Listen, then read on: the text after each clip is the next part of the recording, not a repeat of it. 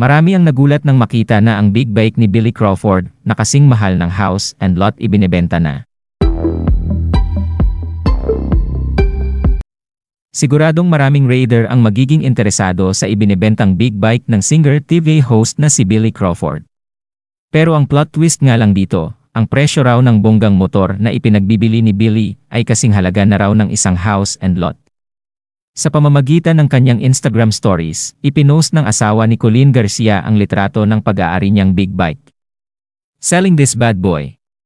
Ang scene ni Billy sa text caption ng kanyang IG post, pero sabi ng singer-actor, mga serious buyer lang daw ang i-entertain niya sa pamamagitan ng DM o direct message. Base sa post sa moto videographer na Neomoto.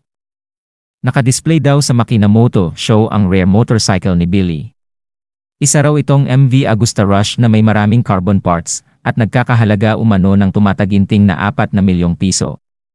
Motor na kasing mahal ng bahay, lupa at kotse. Ito ang MV Agusta Rush na pagmamayari ni Billy Crawford.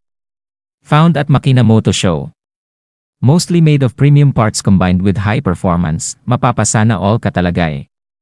Also limited edition to, so one of 300 siya sa buong mundo. Ang nakalagay pa sa caption ng naturang post. Samantala marami naman ang nagtaka kung bakit kinakailangan ni Billy Crawford na ibenta ang kanyang mamahaling motor. Naghihirap na kaya ang aktor? Kamakailan lang nang kumalat ang mga larawan na ito ni Billy Crawford kung saan makikita na payat siya at mukhang may sakit. May kinalaman kaya dito ang pagbebenta niya ng naturang motorsiklo? Nauna nang itinanggi ng asawa ni Billy na si Colleen na walang sakit ang kanyang mister. Maging si Billy ay nagsalita na at sinabing busy siya ngayon sa pagbiyahe sa labas ng bansa, kaya mas lalo pa siyang nangayayat. Pero walang dapat ipag-alala ang kanyang mga fans dahil nasa maayos na kalagayan ang kanyang kalusugan. Kagabi lang ay masaya pa silang umattend ng concert ni Gary Valenciano. Ito po ang MV Agusta Rush ni Billy Crawford. This is a very rare na motorcycle na matatagpuan mo dito sa Makina Moto Show. Pinahiram to ni Billy Crawford, as you can see here. And I'm sure this is a numbered unit. Showing here, this is number 70 of 300. So it has a lot of carbon parts. Kita natin. Ayan. Pati cover ng exhaust, it's made of carbon. Mga bearings.